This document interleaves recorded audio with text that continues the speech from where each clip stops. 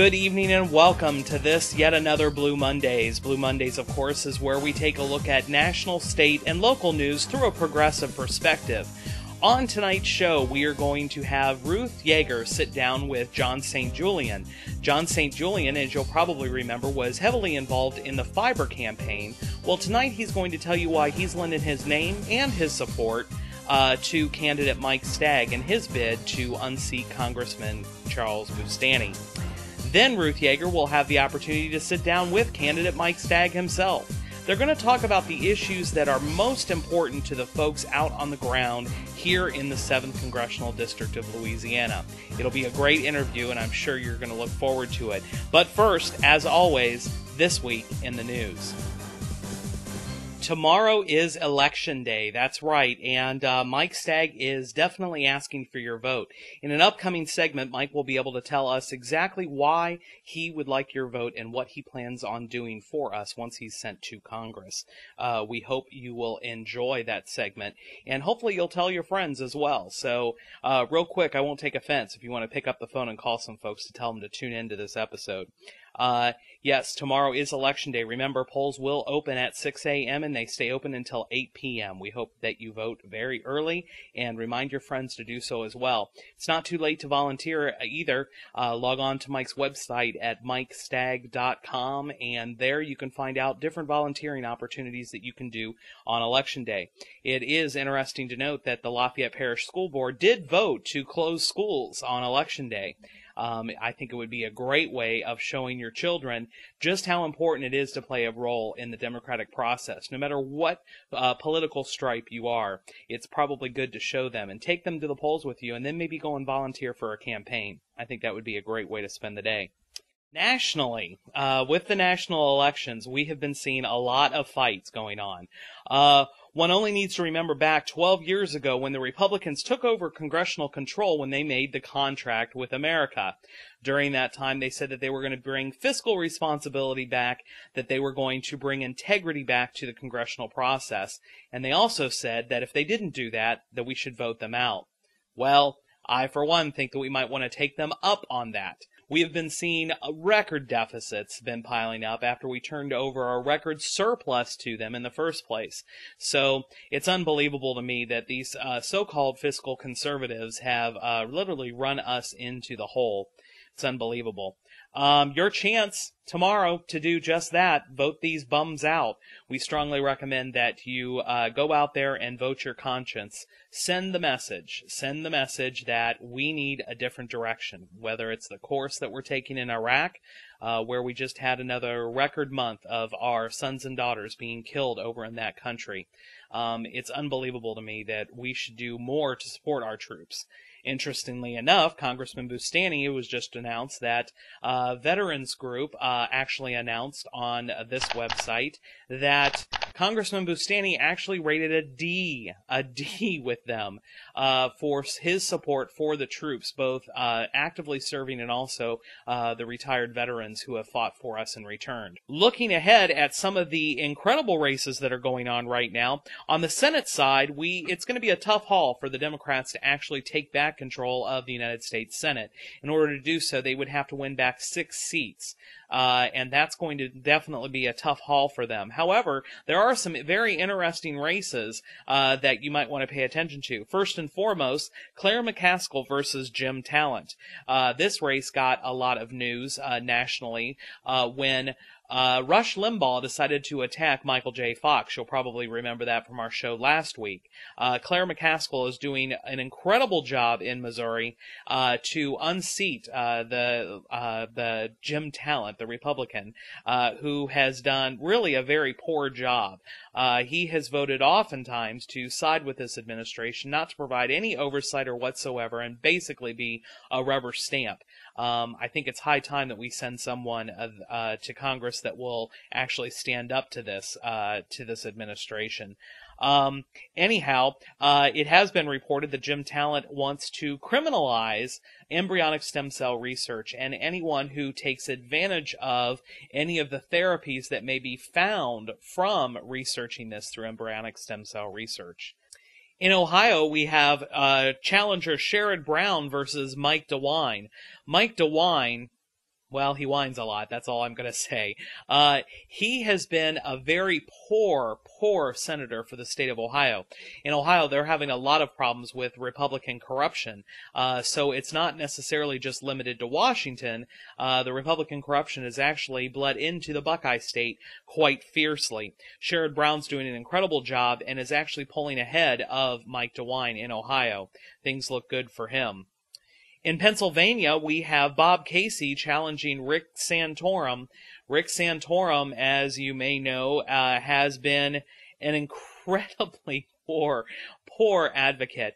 As a matter of fact, Rick Santorum actually published a book where some of his views are that women should be staying home, basically barefoot and pregnant, that they shouldn't be involved in the political world. Rick Santorum is definitely not of the mainstream, and Pennsylvania looks like will be sending him his pink slip and saying they no longer want him to represent them in Washington, D.C. Bob Casey's doing an incredible job. He is a pro-life Democrat, and he's been doing an amazing job of crisscrossing the state there. So things are definitely looking good. On the congressional side of things, before Labor Day, we reported here that really there were only about 20 to 25 races that were even considered to be in play. However, that was before all of the different scandals made it to light. One of the most troubling scandals has been obviously that of our problem child, Mark Foley. Again, the problem is not necessarily the individual and his individual actions that really don't affect the Republican Party at all. The problem is that the leadership of the Republican Party actually covered this up. It has been reported widely now that they had known for years that there was a problem with Mark Foley, and they did nothing. They did absolutely nothing. And in fact, after they already knew about this, they went out and asked him to run for re-election. Unbelievable. Unbelievable. However, if Democrats take over the House, the Republicans are trying to paint all of these gloom and doom, basically playing the fear card again. They've done it successfully in the past 6 elections. I guess they're trying to make it work this time yet again. But let me be clear. The Democrats, so you know, if they do take over the House, off the table is impeachment. There is nobody that I know of on the Democratic ticket that is actually saying that they want to impeach the president. Don't let yourself believe that for a minute. However, what is on the table is true oversight. There have been out of this Congress, there have been no subpoenas of the White House. None. They have not looked into any of these problems. They've only held cursory overviews and basically the sham hearings that we heard on Hurricane Katrina. Nothing has been done. Nothing has been done to hold this administration to account. It's high time that the checks and balances be restored upon this administration. In the first 100 days, if the Democrats take over, they are going to address the Medicare Part D issue, and they're also going to look into the growing scandal of our veterans not being taken care of. These are 2 things that they have been talking about immensely, and of course the oversight on the war in Iraq. This is something that definitely needs to be looked into, and we're hoping that it does happen. Next up, the sales tax increase. First off, nobody in their right mind would actually claim that we do not need to pay a great deal of attention to our roads and drainage problems that we have here in the parish. Nobody would say that. However, the problem that many of us have with the Durrell administration is the plan that they have put together.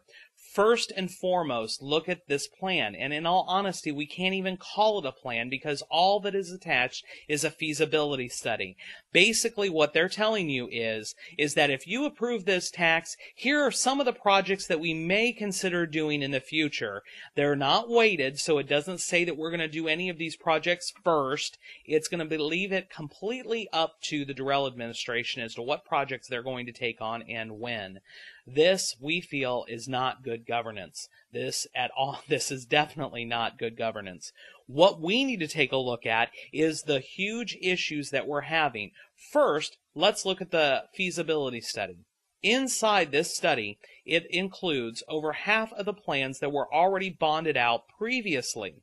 So it's including programs that we have already identified as projects that need to be taken under advisement or done immediately. Okay, so that's half of the plan as it stands right now. Now, the question that different members of the council have asked the administration is, will you at least say that those projects that we've already voted on and approved through a different bond ordinance, okay, will you promise that those get done first? Doral administration, no. We're not going to put ourselves into any type of agreements like that. Why, you ask? We don't know.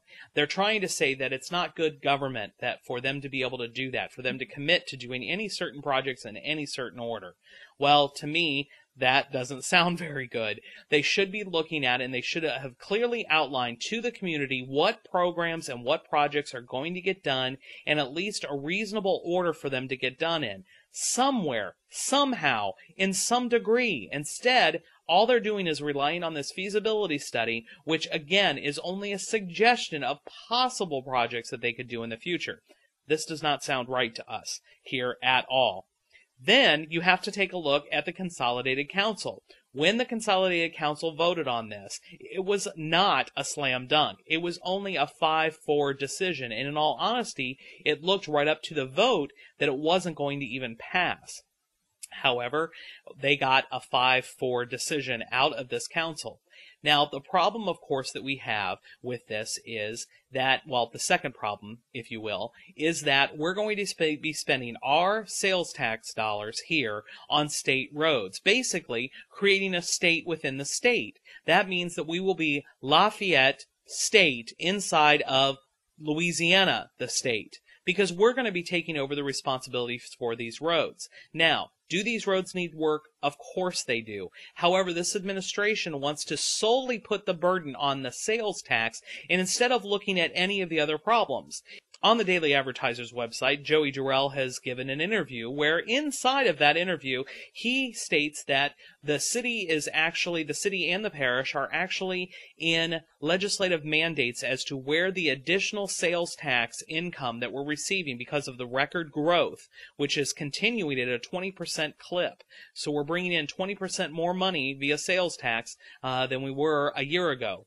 Now, Joey Durrell says that we are mandated that only a portion of that can go to the roads. Did the Durrell administration look into possibly carving out a bigger chunk of that to go to roads? No. All they want to do is increase the taxes. How this is fiscally conservative, I have no idea. It seems to me that the fiscal conservative has gone away. In fact, a lot of individuals, especially on the Daily Advertiser's website and the forums, have been calling Joey Durrell a rhino, a Republican in name only. It's also interesting to note that while he says that the Democrats are playing politics with this, that, in fact, the Republicans have not endorsed his plan. Many of the Republicans are strongly against this. The third problem that we have with this program is there are clearly programs listed inside the city plan, which means city tax dollars would be going to pay for it, that have no relation to the city whatsoever. The example is the Ile-de-Can Coulee. Okay? The problem is that's not even close to the city line. It doesn't even come up and touch us. In fact, arguably, it will provide drainage for the northern part and through Scott and through the area off to the west of the city. Why would then the city be paying for this? It doesn't make sense to us whatsoever, and more attention needs to be placed on this. However, Joey Durrell, in his interview on KLFY last night, called anyone who disagrees with his plan illogical. Here's part of what Joey Durrell had to say on. And had they called us and had they done some logical discussion about it, they would have found out and would have understood if they really want to know the truth. The arrogance of the Durrell administration. Whenever they don't get their way, they start name-calling. It's unbelievable to me that instead of backing their plan with facts, touring the city and the parish and trying to explain why this is needed and why there is no other way, instead they call the people who disagree with them illogical. It seems to me that we ought to debate the facts of this plan or the lack thereof rather than to resort to name-calling. Shame on you, Joey Durrell. More constitutional amendments we're being forced to vote on. Well, here we go again. There's more of them. After having to deal with 13 of them on September 30th, now we're looking at another 8 more to deal with. In reviewing these constitutional amendments that we're being forced to deal with, we have found that The Independent did a good job of breaking these down and providing us with direction. We ask you to log on for instructive information at theindependent.com. Here are just a few of the recommendations for Amendments 1 through 8. Amendment number 1. This would benefit certain and former disabled military members by freezing their property tax assessments. It would also apply to spouses of military personnel killed in action. We agree with The Independent. We will vote for Amendment number 1. We strongly urge you to do the same. Amendment number 2. We strongly recommend that you vote for this amendment as well. This will basically increase the amount of state oil and gas severance tax collected by the original parishes from $750,000 to $850,000. Again, we recommend that you vote for this. Amendment number 3. The Independent states, and we agree, that proposed amendments take a good idea and ruin the intent by using imprecise language that leaves too many loopholes. That is the case with Amendment number 3. PAR notes that only 3 out of 34 nonprofit hospitals would qualify for the exemption underneath this amendment. We urge voters to vote against Amendment number 3. Amendment number 4. New Orleanians will definitely be going out to support this. The Crescent City is the only Louisiana city to tax vehicle ownership, and specifically given the financial hardships facing so many New Orleanians post-Katrina, it's time for the tax to be rescinded. We agree with The Independent, and we urge you to vote for Amendment number 4. Amendment number 5. Here is another prime example of an issue that could be handled with legislation rather than instead of burdening the Constitution. We concur with The Independent, and we urge you to vote for Amendment number 5. Amendment number 6 would allow for new family and juvenile judgeships. This allowing trained and capable judges in those fields to focus on those areas would be beneficial, so we urge you to vote for Amendment number 6. Amendment 7 would consolidate the New Orleans 7 assessors into 1. Orleans Parish, they actually have 7. This amendment would actually consolidate that down to 1. We urge a yes vote for this amendment. Amendment number 8 would set a dangerous precedent. The central community in Baton Rouge, part of East Baton Rouge Parish, isn't happy with operating as part of the larger school system and wants to secede and form its own school system. Opponents of the measure, including the Louisiana Federation of Teachers, argue that allowing Central to form its own school system would divert funds from other schools as well as waste educational funds on a whole new layer of bureaucracy in a standalone school. We urge you to vote no against this amendment. And that is your Democratic news for November 6, 2006. We remind you, Blue Mondays is on every single Monday night at 9 o'clock on AOC Channel 15. We urge you to tune in. Also, tomorrow morning, log on to the Daily Advertiser's website before you go and vote and check out the Left blog. It's on there every single Tuesday. We urge you to check it out. Don't forget, Democracy Now! Is on every single weekday here on AOC Channel 16 at 11 a.m. and 11 p.m. And you can always check our website at LafayetteDemocrats.org for the latest breaking information for you to know about. Also, you can reach us at 769-7347 on our Democratic hotline. We have an interview with John St. Julian and Ruth Yeager. Here is that interview.